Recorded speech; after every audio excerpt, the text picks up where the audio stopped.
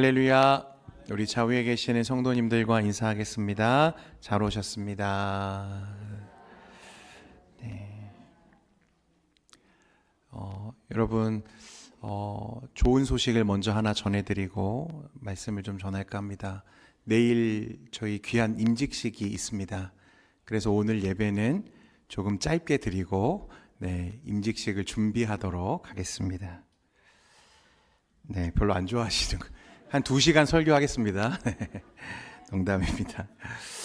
여러분, 예수를 믿는다는 것은 우리 인생과 삶의 전적인 변화를 동반하는 참 중대한 사건입니다.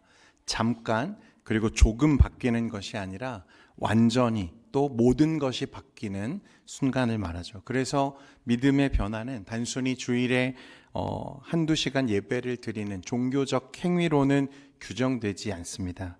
그래서 참된 믿음은 반드시 삶이라고 하는 토양 위에 뿌리 내리고 헌신과 섬김이라고 하는 열매를 맺게 되어 있다는 거예요. 만약 우리의 믿음이 삶으로 이어지지 않으면 야고보 사도의 탄식처럼 영혼 없는 몸이 죽은 것 같이, 또 액자 속에 박제된 초상화처럼 죽은 신앙에 불과하다라는 것입니다. 액자 속에 있는 사진은 살아있는 듯 보여도 생명이 없죠. 사진일 뿐입니다. 삶이 없는 믿음이 이와 같다는 거예요. 여러분, 오늘 저와 여러분이 나눌 이 본문은 사도 바울이 차가운 로마 감옥에 있을 때 옥중에서 보낸 편지입니다.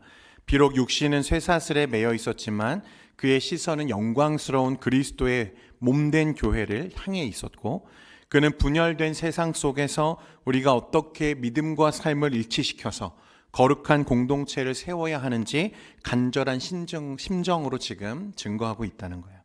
오늘 이 밤에 주님이 우리에게 주시는 말씀을 통해서 우리의 식어진 가슴이 다시 뜨거워지고 우리의 굳어진 손과 발이 다시금 헌신의 자리로 나아가는 놀라운 회복의 역사가 있기를 간절히 소망합니다.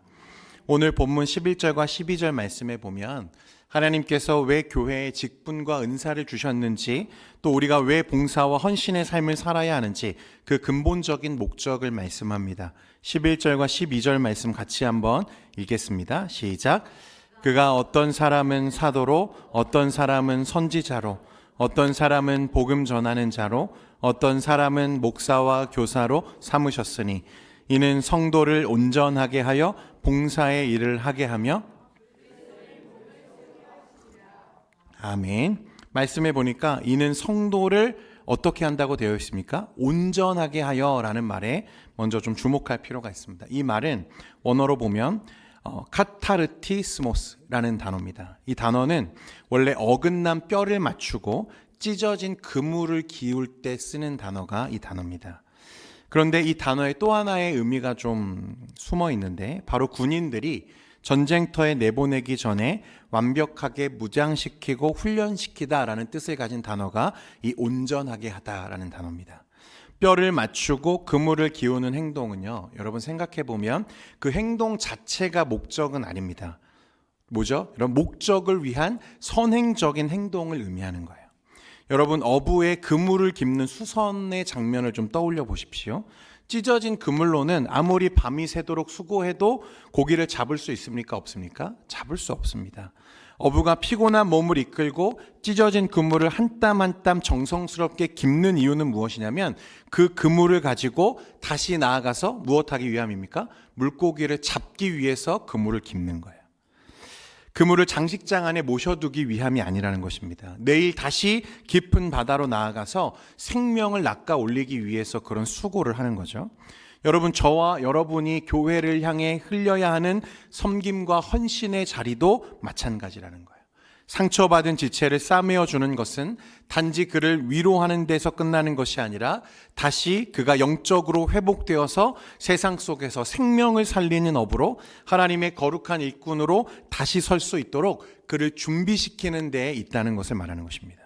그래서 참된 헌신의 목적은 카타르티스모스, 세상에서 이리 치이고 저리 치이고 찢겨서 상처받은 영혼들, 관계의 아픔으로 뼈가 어긋난 것처럼 고통받는 지체들을 사랑으로 싸매어서 다시 제자리로 돌아오게 만든다는 의미를 가진 거예요.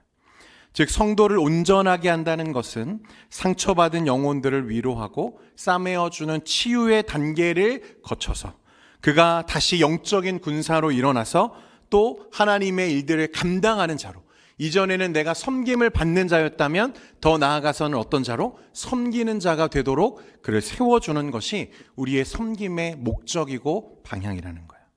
그래서 교회는 영적인 병원이지만 여러분, 영원히 환자로만 머무는 곳이 되어서는 안 됩니다. 직분자들의 가장 큰 사명은 지친 성도들의 뼈를 기도로 맞추고 말씀으로 기워내고 그들이 다시 십자가의 군사로 당당히 일어서게 만드는 거예요. 우리가 주님께 받은 은사와 직분으로 또 우리의 삶으로 헌신한다는 것은 바로 이 어긋난 뼈를 맞추고 찢어진 그물을 깁고 성도들이 다시 그리스도의 몸 안에서 생명력을 얻게 하는 것에 있다는 것입니다. 여러분, 그러므로 우리의 직분은, 섬김과 헌신은 나를 위한 것이 절대 아닙니다. 그 자체가 누구를 위한 거죠? 지체를 위해서 있는 거예요. 나의 직분도, 나의 사명도, 나의 섬김도, 헌신도 나를 위해 있는 것이 아니라 내가 지체를 위해서 하나님이 나에게 주신 것입니다. 그런데 우리는 주의 일을 감당하면서 이 기본적인 원리를 잊어버릴 때가 너무 많습니다. 교회에서 어떤 행사나 사역을 진행할 때 일하다가 의견이 충돌하고 마음이 상하고 다투는 일들이 종종 일어나는 것을 보게 되는데, 여러분, 나를 주장하고 내 목소리를 높이기 위한 봉사는 늘 어떤 결과를 가져오죠?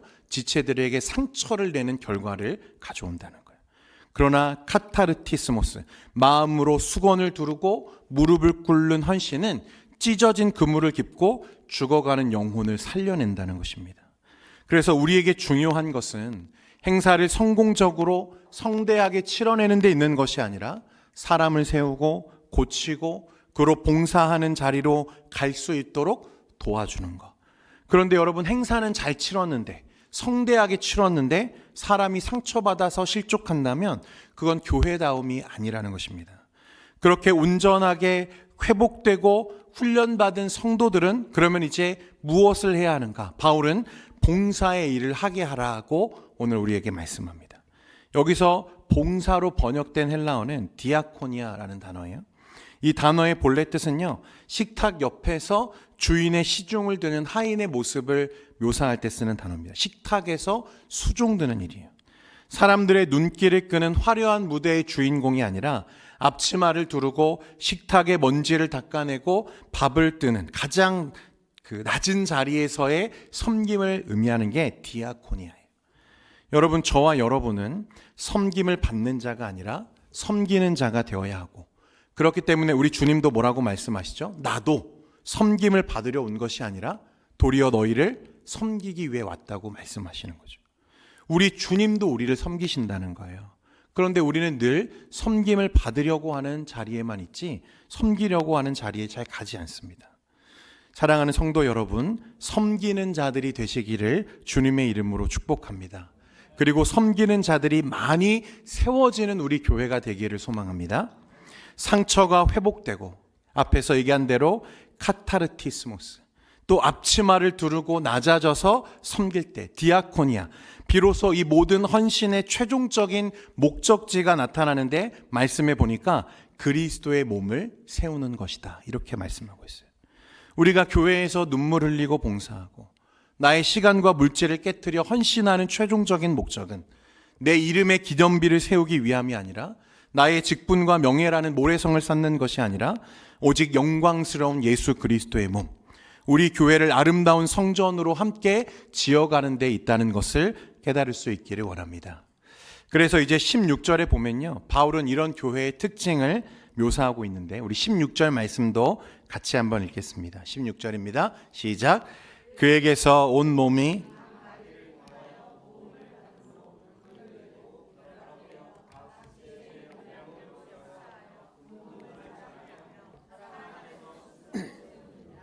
아멘. 바울은 교회를 그리스도의 몸이라고 오늘 비유하고 몸이 자라기 위한 절대적인 조건으로 마디에 대한 언급을 합니다. 헬라어로 하페라는 단어인데요. 여러분, 인체의 구조를 좀 잘 생각해 보십시오. 우리 몸에는 단단한 뼈가 있고 또 힘을 내는 근육도 있습니다. 그러나 뼈와 뼈를 연결하고 근육의 힘을 전달해서 몸을 부드럽게 움직이게 하는 것은 무엇이냐면 마디라는 거예요. 작고 얇은 마디입니다. 마디는 겉으로는 드러나지 않죠. 밖에서 보면 피부와 근육만 보이고 마디는 보이지 않습니다. 그런데 마디에 있는 이 관절과 또 인대가 역할을 하지 못하면 몸은 아무것도 할 수가 없죠. 교회 안에서의 참된 헌신은 뭐냐면 이 마디가 되는 것입니다. 마디의 특징은 두 가지예요, 여러분. 첫 번째로는 자신을 감춥니다. 드러나지 않아요. 보이지 않습니다. 그러나 두 번째 특징은 둘 사이를 꽉 붙잡아서 연결하는 것이 마디죠.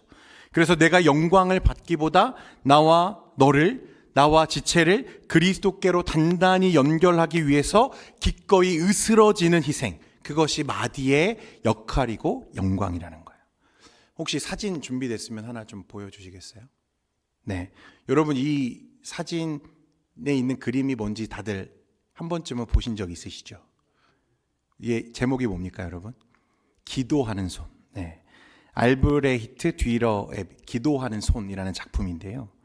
여러분 잘 아시지만 이 그림에는 참 가슴을 울리는 하나의 사연이 담겨져 있습니다. 화가의 꿈을 품은 가난한 두 친구가 있었어요. 한 명은 한스라는 친구고요. 한 사람이 이 뒤러였습니다.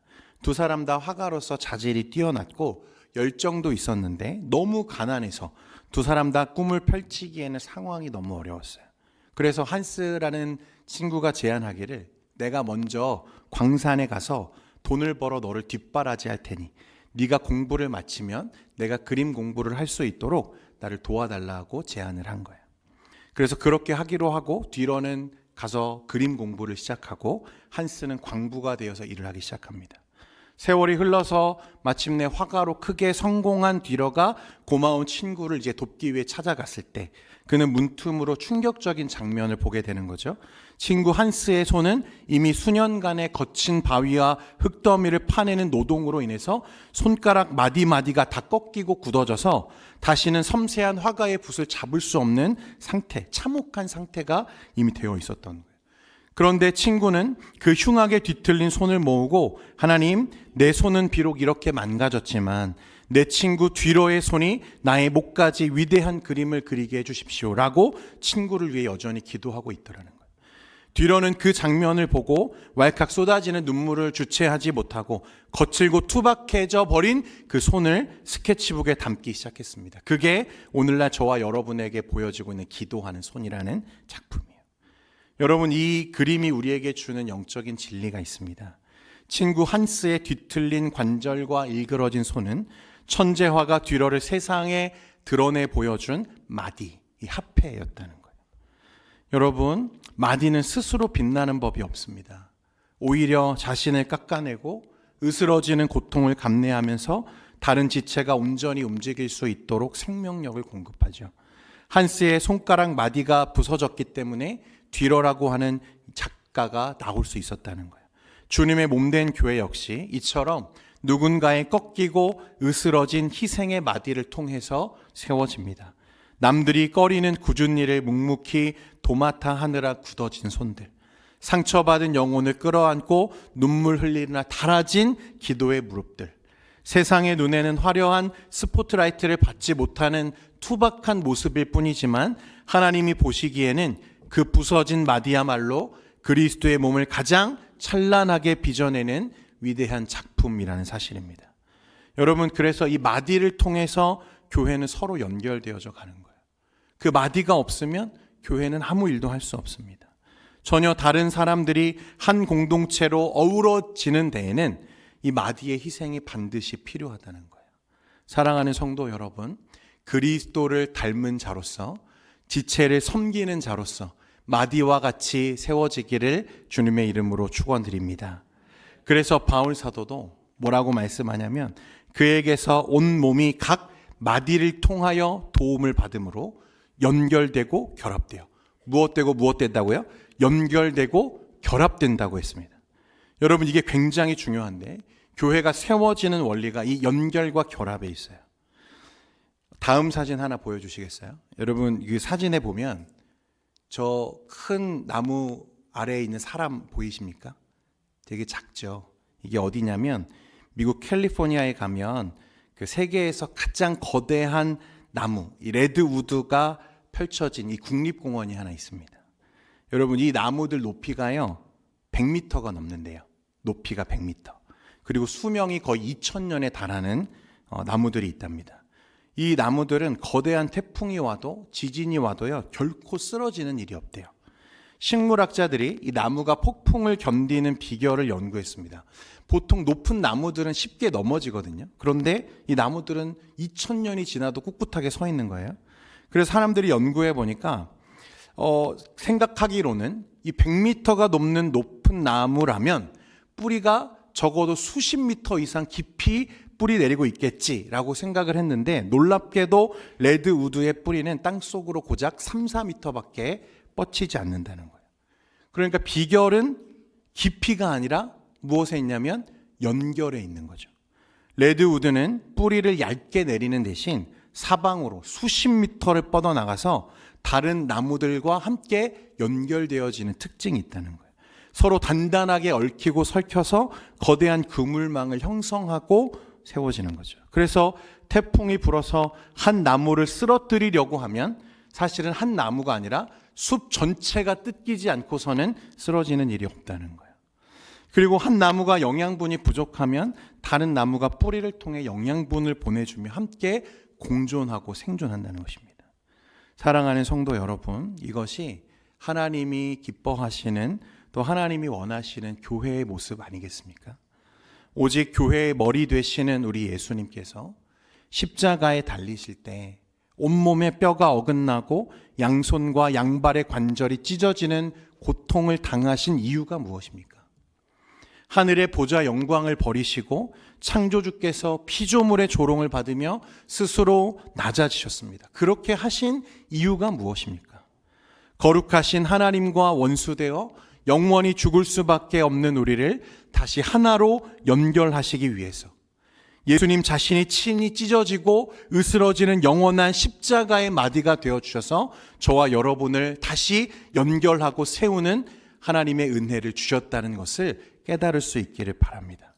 그러므로 우리가 교회를 위해 흘리는 눈물과 땅방울은 내 의로움의 증명이 아닙니다. 나를 살리신 그 십자가 사랑에 대한 빚진 자의 감격으로 이루어져야 된다는 거예요. 참된 헌신은 주님이 나를 살리시려 그 몸이 찢겨지셨다면 나 또한 내 곁에 지체를 살리고 주님의 몸된 교회를 세우기 위해 기꺼이 썩어지는 마디가 되겠습니다 라고 고백하는 자들의 고백과 눈물 위에서 피어난다는 것을 기억하시기를 바랍니다. 내가 자랑할 것은 오직 나를 위해 찢기신 예수 그리스도의 십자가뿐임을 기억하면서 주님이 그러하셨듯 우리도 기쁨으로 형제와 자매를 연결하는 생명의 마디가 될 수 있기를 소망합니다. 여러분, 내일 우리 교회는 하나님의 큰 은혜 가운데 새로운 직분자들을 세우는 임직식을 이제 하게 됩니다. 그런데 이 예식은 몇몇 사람에게 영광스러운 계급장을 달아주는 자리가 절대 아닙니다. 내일 세워지는 일꾼들뿐만 아니라 오늘 이 밤에 기도의 자리에 모인 우리 모두가 하나님 앞에서 다시금 거룩한 마디로 부름받았음을 확인하는 우리 모두의 결단의 자리가 되기를 소망합니다.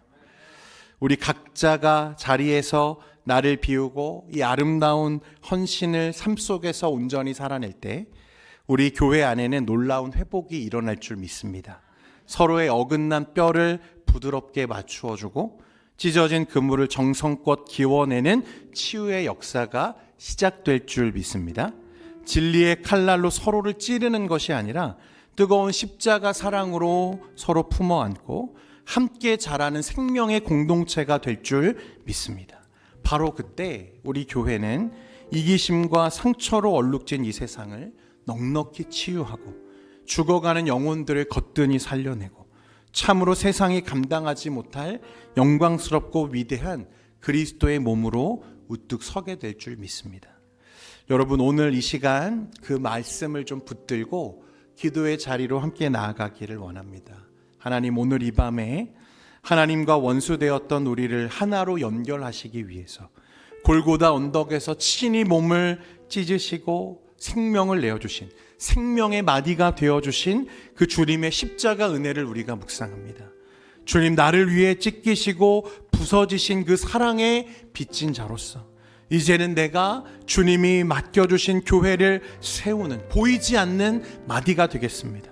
묵묵히 형제와 자매를 연결하고 또 굳게 붙잡아줘서 십자가의 사랑을 흘려보내고 온전한 헌신의 열매, 생명을 열매 맺는 헌신자가 되겠습니다.